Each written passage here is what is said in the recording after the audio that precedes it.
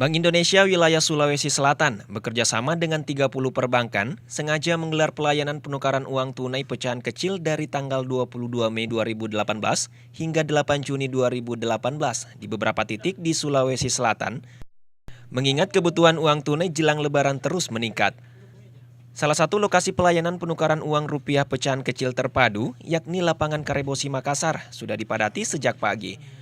Antusias masyarakat dapat dilihat dari sebagian besar mereka yang rela mengantri demi penukaran uangnya ke dalam pecahan yang lebih kecil. Salah satu warga bernama Sutini yang berprofesi sebagai pedagang mengaku bahwa penukaran sejumlah besar uangnya ke dalam pecahan rupiah kecil sebagai modal kembalian dalam berdagang. Tak hanya itu, sebagian ia niatkan untuk dibagikan di panti asuhan. Sama anak-anak panti asuhan. Selain itu untuk diapakan lagi?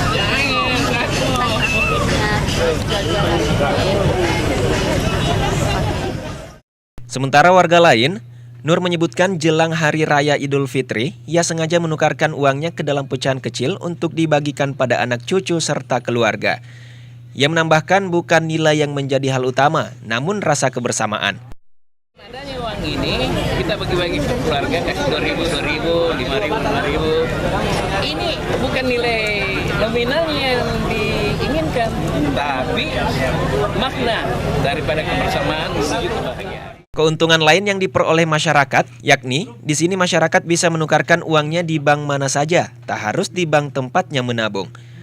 Maharani Yasser, Fajar TV dan Fajar Radio melaporkan.